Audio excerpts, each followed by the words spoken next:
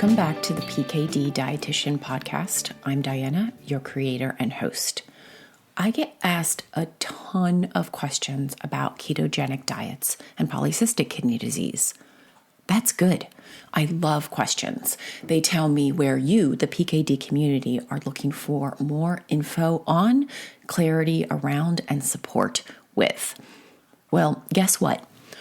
All that information about keto doesn't fit into one podcast episode. Instead, you are getting over this next month a 3-part series on ketogenic therapy. And here is what you can look forward to. Part 1, which is today, I'm going to start with the story of keto. After that, I'm going to get into, in an easy to understand way, the basic science and terminology around ketogenic diets. And of course, we will look at why we are even talking about keto and PKD, why it's a thing at all. And I'm going to wrap up with some of my most frequently asked questions and answers. Find out my answer to, can you do keto with PKD? And also, should you? Stay tuned until the very end, where you'll get a preview of what's to come in the next 2 episodes. I want to start today with the story of the ketogenic diet and walk you through where it originated and how it progressed to what we know as keto today. More specifically, ketogenic diet therapy, because there is a difference. Ketogenic diet therapy has been around for over 100 years. And ketogenic diets were originally used to treat epilepsy in the early half of the 1900s. But I'm getting a little bit ahead of myself here. As far back as 400 BCE, documented by Hippocrates, fasting was used to help treat epilepsy. In the early 1900s, fasting was also documented as being used to treat epilepsy, and there are pretty impressive results showing less frequent seizures and even seizure-free patients. And remember, at this time, there were no anti-seizure meds yet available. The main drawback of fasting, no matter how successful the treatments were, was that continuous fasting to treat epilepsy was not sustainable, and the benefits were only during the fasting window and not long term. Then around 1921, ketones, like the one you might have heard about, BHB or beta-hydroxybutyrate, were identified and observed to be present both when someone was fasting and when someone was following a lower carb, high-fat diet. I will come back to what a ketone is in a little. It was also around 1921 that Dr. Russell Wilder, who worked at the Mayo Clinic, proposed that a low-carb, high-fat diet be an alternative to fasting as a way to help control epileptic seizures in kids. Wilder called his diet a ketogenic diet. He suggested it would be easier to sustain for longer periods of time, but also that it would provide adequate calories and protein instead of limited nutrition.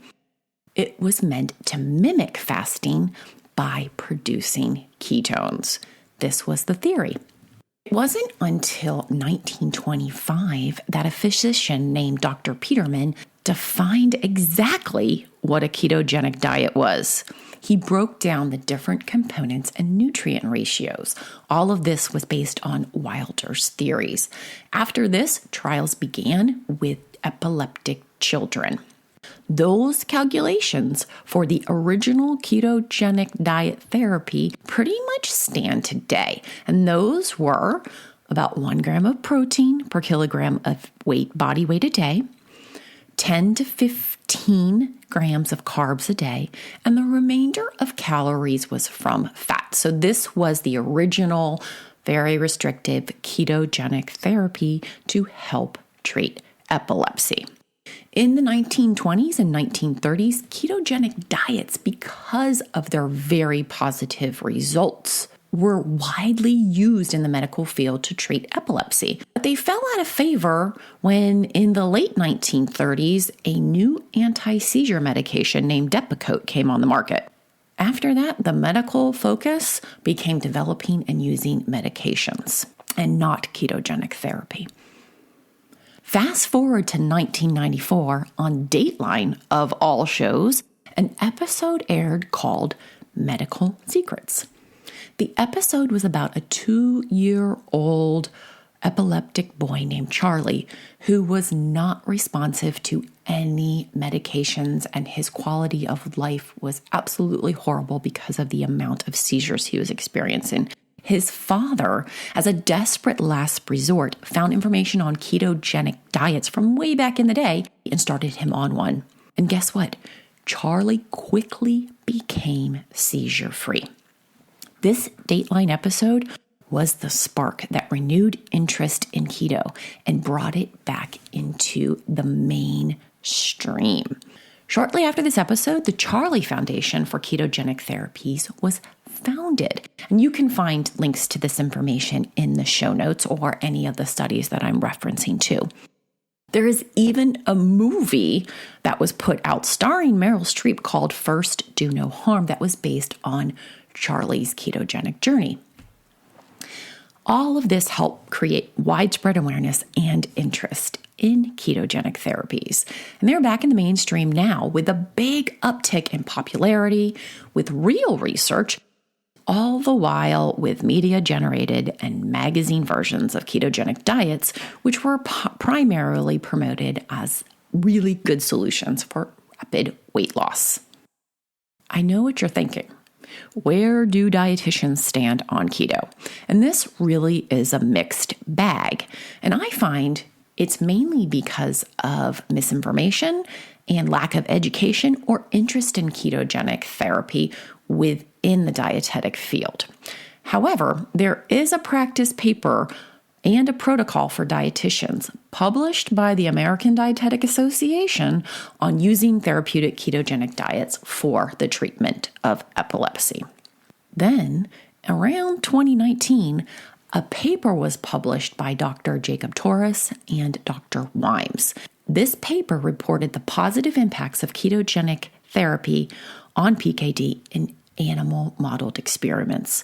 This is when ketogenic therapy was introduced to the PKD community, and many folks I have spoken to after this attempted to start a ketogenic diet on their own. Let's get into what a ketogenic diet is. Ketogenic diet, and I have that in parentheses, is an umbrella term used to describe many different eating patterns. These days, there are lots of versions of ketogenic diets like bulletproof or dirty keto and even carnivore. Well, you get the idea.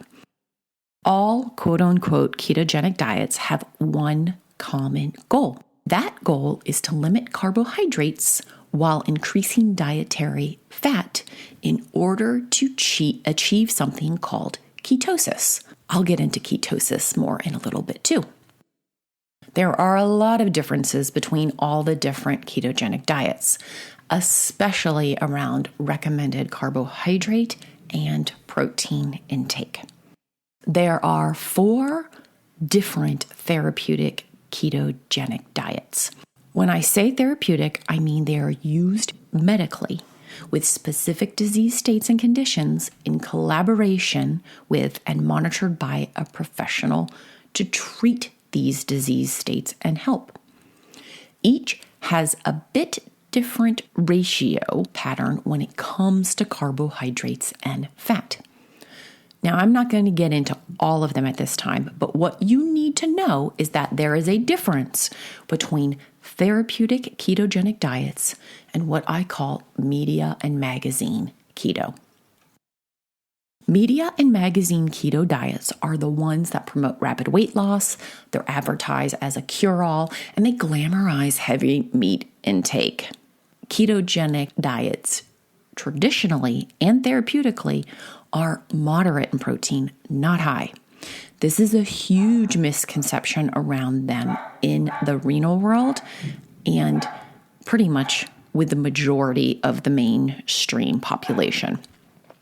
Atkins and Bulletproof are both ketogenic quote unquote diets, but I like to refer to them as Medo Keto. Both promote, based on their macronutrient profiles, heavy animal protein intake. This isn't a good dietary pattern for anyone, let alone for kidney health or polycystic kidney disease. A high protein diet can be both a cause of and a contributor to kidney injury. When I say the word macronutrient, if you're not sure what that is, simply put, macronutrients are protein, fat, and carbohydrates. They are the nutrients that we tend to consume in larger amounts, which are the common energy sources that we use for our body. That's a nice segue to looking at our bodies and how they use energy. Our bodies use two main energy sources, glucose and ketones. Glucose is the simplest energy source for our bodies to use. It's an easy to use and often abundantly available source of energy. You may be asking, where does glucose come from? It comes from the digestion of carbohydrates. Every carb we consume, not including fiber, of course, gets broken down into glucose during digestion. Regardless of if you are eating Skittles or natural carbs like those in a peach, the end result of digestion is blood glucose, blood sugar. And of course, the amounts and how quickly it happens varies. Now, don't mistake that Skittles and peaches are nutritionally equal or contribute equal amounts of glucose. It's just an example of where all carbs end up. They end up as glucose, also known as blood sugar. Our body's second go-to energy source is ketones. When glucose, that blood sugar, isn't readily available for use, like when someone's following a lower carb diet or even when they're sleeping overnight between meals, our bodies switch over to a different energy source, and that's fat. Fat is converted in our livers into ketones, which are then used as an energy source. This is a natural body process. I like to think of ketones as little fat energy nuggets. Now you know a bit about the history of ketogenic therapy and the body's two main sources of energy, glucose and ketones. So let's look at what ketosis is and what it means. Ketosis is a metabolic state. That just means it's how and what your body is using for energy, for its normal body function, and its processes. Ketosis means that ketones are present and your body is using fat, those ketones, and not glucose as its main energy source. So to sum it up, ketosis is when you are using fat as fuel to make ketones, and those ketones are your body's main source of energy. In terms of a ketogenic diet, here's the flow. First, a reduction in carbohydrate intake, all the while increasing fat intake. With less available carbs, there is less available glucose, and the body naturally switches over to fat for fuel and makes those ketones. With those ketones present as an energy source, the body is running on ketones, and that is called being in ketosis. There are all different levels of ketosis. There's different levels that are for epilepsy, there's different levels for nutritional ketosis, and there are levels that are too high. Figuring out ketone levels is most frequently done with a ketone meter, like for example, Keto Mojo, a little pinprick, and measuring the levels of ketones in your blood. Looking at nutritional ketosis, for all those number folks out there, what that means is that someone is running on ketones They are in a state of ketosis, and that starts at 0.5 millimoles per liter. Now, if that went over some of your heads, that's A-okay. For those of you out there that are checking ketone levels, that is where nutritional ketosis begins. Research and science continue to show us that the cells involved in PKD, those same mutated cells that cause PKD, have been changed. That change impacts how those cyst cells use energy. And when I say use energy, that means how they use glucose and how they use ketones. PKD cells essentially have a rewired metabolism. How they grow, how they survive, how they multiply is different than any other cells in the kidneys. PKD cyst cells favor glucose for energy. I like to think of them as being somewhat of having a sweet tooth, being a little bit of a sugar addict. They are essentially dependent on glucose for growth and survival, and this makes them different from any of the other kidney cells in that they don't do well when they're given ketones as an energy source. All the other cells in the kidney are flexible. They can use both glucose or they can use ketones. The theory and belief is that if you reduce access to glucose, you cut off the cyst cell's energy supply. Thus, you're reducing or even eliminating their growth and multiplication, essentially helping to stop or slow cyst growth. So that's the theory, but what has science shown us? Here is what we have.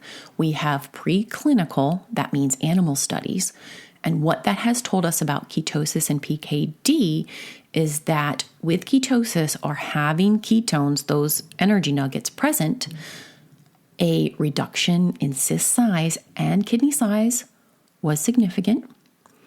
That cyst growth was slowed or even reversed when looking at younger animals. Essentially, they had leaky cysts. With all of that, there was improved kidney function, a smaller kidney size, and they even saw a reduced kidney scarring in the tissues. We also know from science that with diabetes and obesity, there is a significant association with excess available glucose, so excess energy. And that with PKD, both having diabetes and obesity, there is a connection to faster progressing PKD, larger total kidney volume, so larger kidney size, and worse outcomes. A reduction in calories, which automatically reduces energy glucose availability, is connected with improved kidney function related to PKD. And this was really looking specifically at study participants who carried excess weight, not folks who were a healthy weight who reduced their calories. I wanted to really reiterate that. There's exciting research happening in real time, and the results coming out of Italy, Germany, and even Colorado showing positive outcomes regarding the feasibility of ketogenic therapy for PKD. I do want to note several of these studies use high protein intake diets for a short period of time and or very long fasting periods. Neither of these are recommended or good long-term for PKD. By the way, did you know that the PKD Foundation is funding a lot of this work? I like that. I just wish that they were open and transparent about opportunities you have for combating your PKD and in directing you to where you can get help. Following a kidney-friendly ketogenic diet is absolutely doable with PKD. I am speaking from years of experience, having been the lead to develop a plant-focused ketogenic diet protocol that is kidney-friendly. This same protocol was used in the Ren.Nu program, and you can see the results published from that beta program. I've linked it out in the show notes if you're interested in learning more, and make sure to check out that first author. Okay, back to business. I had a little bit of a moment there. It's a really exciting time to be involved in the PKD community and the science around nutrition and how it can positively impact the progression of PKD. In summary, the goal of ketogenic diet therapy is to mimic the activity of fasting and produce ketones.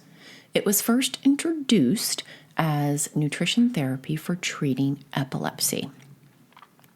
Getting into ketosis is a natural process where the body shifts from using blood sugar, that glucose that comes from carbohydrates, as its main energy source. It shifts to using fat for energy and producing ketones. A ketogenic diet reduces carbohydrates, thus limiting that blood sugar, and shifts the body into ketosis. Ketosis, simply put, is when ketones are present. Ketogenic therapy isn't just about taking away carbs and getting into ketosis. It matters what you are including nutrition-wise that is kidney protective.